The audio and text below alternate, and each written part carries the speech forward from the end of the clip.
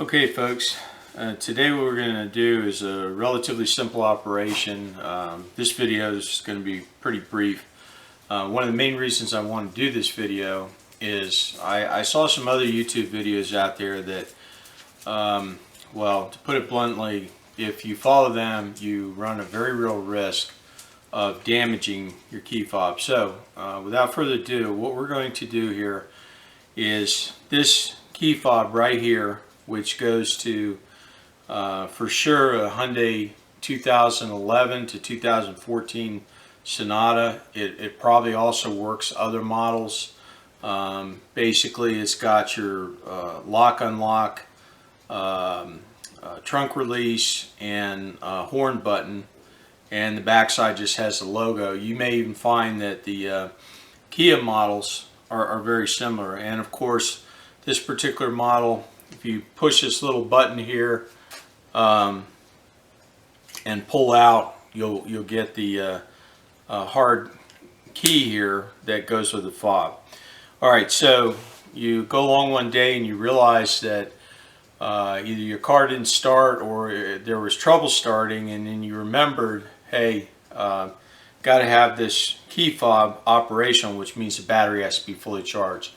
Our battery appeared to last about 3.5–4 years, and it slowly started to die.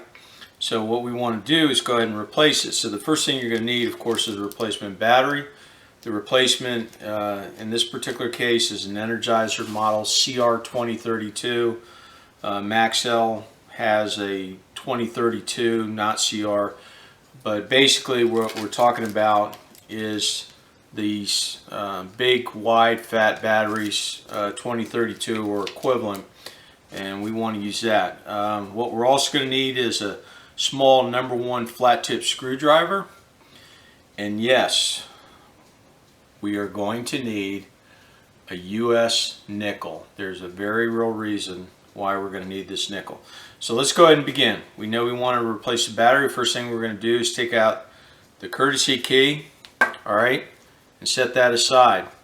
Now what we want to do is show you that this is the hole right here where the courtesy key came out, right there, and there is another slot here, and this is a slot that we're going to use to pry our fob apart. Now I saw some YouTube videos where people were doing this. Please don't do this, where they were getting your knife in here and trying to pry it apart. Here's why you don't want to do that. It's right here. If we can look closely, what you're going to see is that right from here to here, this wall thickness is very, very thin. And if you go ahead and take a knife and try to do it, it's going to put a gouge in this, or it could crack it. And then you're going to have a hard time reseating that manual key. So we're not going to do that. So we saved you a lot of time, effort, and hassle. And what we're going to do is take this nickel and put it right in the slot. Now it's not going to go right in. You're going to push it in just a little until it seats. It'll make a little click. This is perfectly situated to allow us to pry this open. So what we're going to do is we're going to torque it to one side.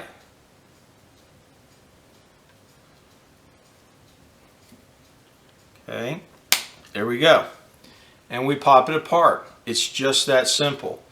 Now, if need be, you can go in here and get it a little bit further apart. And there we go. Those are our two pieces.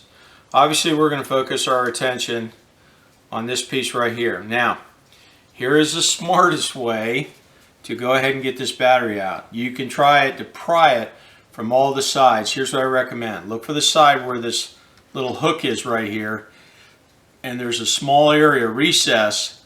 All you got to do is put your small screwdriver in right there and pop up. And that's it. Now, don't forget how you had your battery seated. Now, if you're unsure, there is a little diagram in here that shows you that.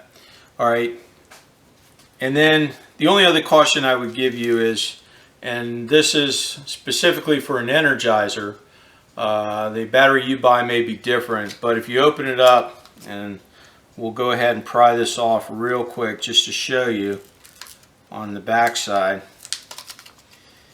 is for reasons I don't fully understand, when Energizer packs these, here we'll go ahead and pop this out so you can see it. Here's the caution you have. They put this little protective cover on here, and you got to make sure that you pull this thing off before you reseat the battery.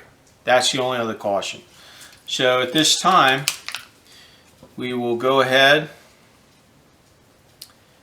and reseat our battery.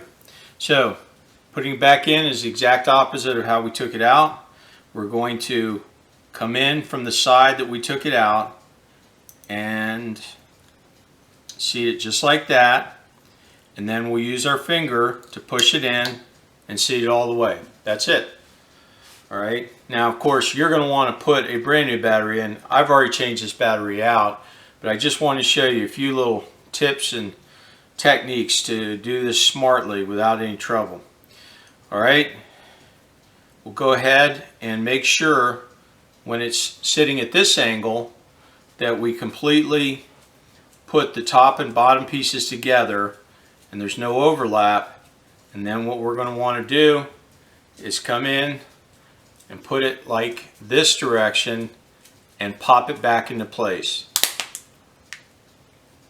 Make sure it's seated all the way around.